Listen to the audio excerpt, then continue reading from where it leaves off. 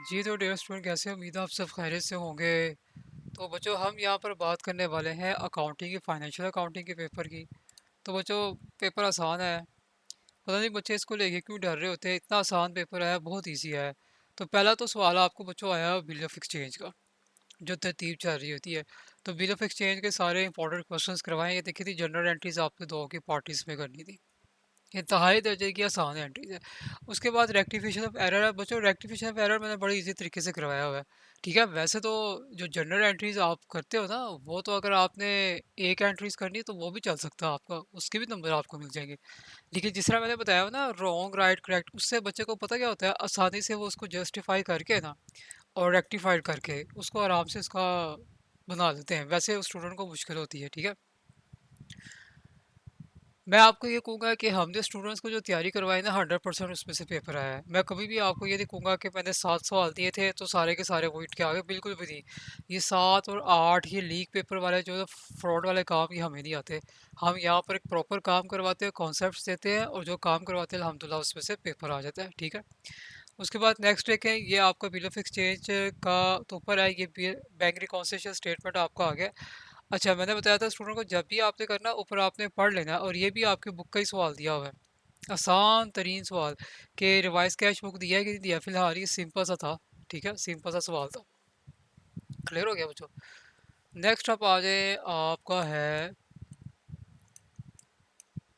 अच्छा ये बच्चों आपका प्रॉफिट एंड लॉसेस है। ये पार्टनरशिप है। ये पार्टनरशिप मैं करवाता हूँ, लेकिन जो स्टूडेंट स्टार्टिंग में आते हैं ना, उनको मैं करवाता हूँ। लास्ट वाले स्टूडेंट्स को मैं ये काम नहीं करवाता, क्योंकि थोड़ा सा लेंथी होता है।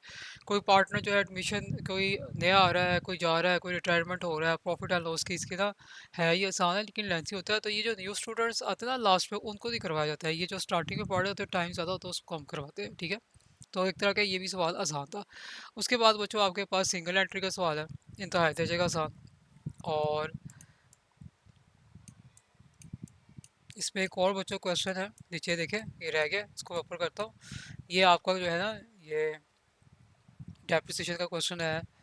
बहुत इजी है, बच्चों को बड़ा मुश्किल लगता है कि नई मशीन जा रही आ रही है। बच्चों बड़ा आसान है इसकी वर्किंग, अगर आपको एक दफ़ा समझ आ जाए, हर किस्म का सवाल आप कर सकते हो। 7 क्वेश्चन देख लें, आपके पास जो आया हुआ है ये है फाइनल अकाउंट। फाइनल अकाउंट तो बच्चों मस्ट होता है। और फाइनल अकाउंट स्टूडेंट को हमने इस तरीके से करवाया हुआ है कि बच्चों का पूरा एसेट और जो लाइबिलिटी सब इक्वल हो जाता है। थ्योरी तो मैं वैसे ही नहीं करवाता, थ्योरी तो मैं वैसे ही नहीं करवाता। तो अगर आप पेपर देखें बच्चों, सारा पेपर जो है वही है जो स्टूडेंट्स को करवाया गया है, हर चीज़ ये आपके सामने ही है। ठीक है, हम काम स्टूडेंट्स को करवाते हैं और हम गारंटी देते हैं अल्लाह के फजल करम से। मैं कभी भी ये चीज़ नहीं कहूँगा कि जी मैंने 5 सवाल दिए हैं इसमें से आना है, मैंने जैसे बताया, बिल्कुल भी नहीं। काम प्रॉपर होता है। एक चैप्टर हम करवा रहे हैं तो पूरा एक उसका कॉन्सेप्ट दिया जाता है और स्टूडेंट को क्वेश्चंस की तैयारी करवाई जाती है। उससे स्टूडेंट फिर एग्जाम्स में करके आते हैं और नंबर जो है 90 प्लस ऊपर गेन कर लेते हैं। तो ये इस तरह के जो फजूल काम होते हैं, ये हमें ही आते हैं। मैं आपको ये दिखाने का मकसद यही है कि हम जो काम करवा रहे हैं स्टूडेंट्स को पेपरों में आता है। ये काम, फिर मैं आपको बता रहा हूँ, ये हमने स्टार्ट किया है काम।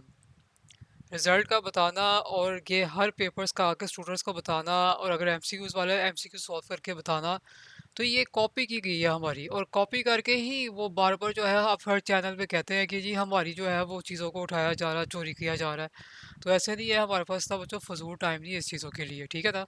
तो नेक्स्ट पेपर की तैयारी कीजिएगा। टैक्स और कॉस्ट की तैयारी के लिए आप रब्ता कर सकते हैं।